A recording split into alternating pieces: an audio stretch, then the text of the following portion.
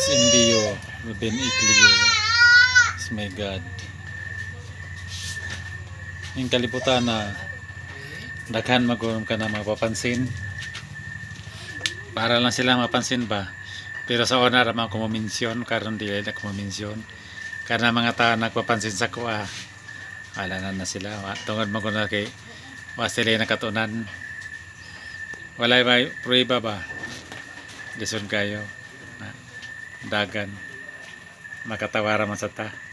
Ambat bitaw yun yung ganing mga walay nakatunan. Walay kapakita. Grabe makakuan ba?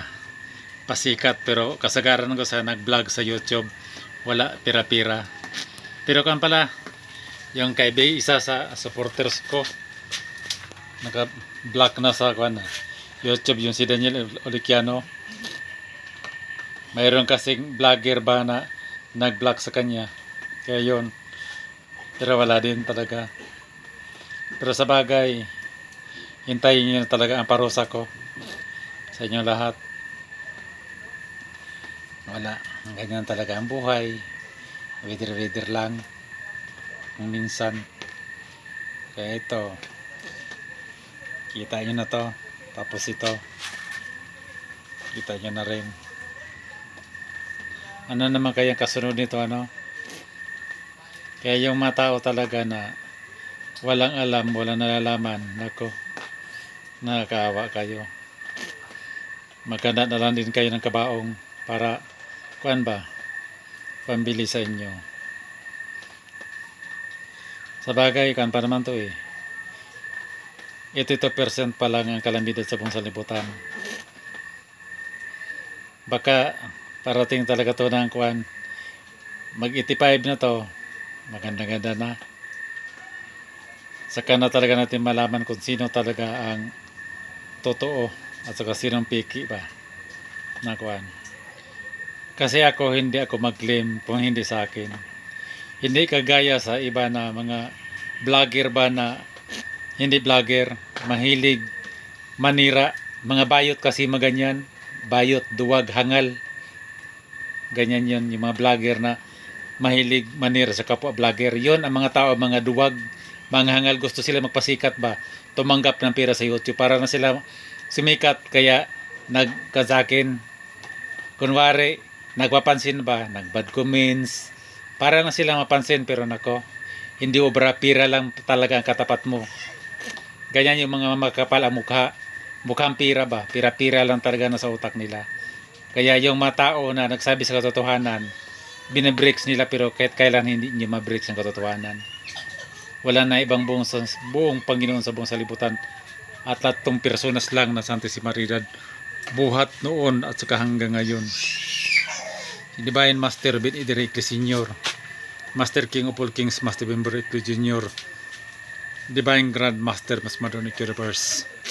Kaya yung mga tao talaga na walang alam, walang nalalaman, ako nang naawa sa inyong lahat. Ulitin ko, yun sa Batangas, idubli-dubli natin ang biyak sa lupa dyan. Isa lang na magkasala, halos lahat apektado. Kaya yung panay, comment sa akin na hindi maganda, kayong lahat na nagsubaybay sa FB ko at sa YouTube ko, alam nyo na kung sino ang dapat yung sisihin, kasi nagbabala na ako sa inyo eh. Kung sino ang mag-comment sa akin na hindi maganda, yun ang dahilan na iangat ko ang kalamidad sa buong salibutan. Kayo na, pwede nyo yan kuninitan o upakan yung tao na yan. Kasi ayaw ko na mag-mention, kasi pasikat lang yan para maragdagan yung kuha nila ba, maragdagan yung puntos nila, kasi mukhang pira kasi yun. Kaya sila nag-vlog para sa sarili nilang interest, pero ako hindi. Kasi marami ng subscriber ko pero walang advertise. Sa madaling salita, yung alok sa YouTube hindi ko tinanggap, kasi alam niyo kung bakit. Pumasok ako sa YouTube, hindi ako kailangan mamira. Bakit? May pira ako. Yun ang totoo. Kaya yung mga tao na nang hilig mapasikat, ako talaga ang naawa dyan. Pero sa bagay, kailangan niyo talaga ng pira. Kaya nag-vlog siya, pero walang kakwenta-kwenta ang vlog niya eh. Pero sa bagay, sa kanya maganda na yon. Kaya yung ginawa niya sa akin, nakuan siya ba na hindi maganda para siya mapansin, kaya may mag-comment sa kanya, kaya yon para dumami yung points niya, pero ang totoo lang, ang alam niya talaga pira lang. Kaya natuwa yung mga tao kasi na gusto sumisikat, pumasok sa YouTube ko, tapos kunwari sinisiraan ako para makuha sila ng maraming puntos. Wala kaibigan, bulok na yan ang sistema kaibigan, tigilan mo na yon. Pero sa bagay mo kakasi pira, sige ipagpatuloy mo na yan, pare lahat na kamag-anak mo mula sa kaninunuan mo mamatay lahat.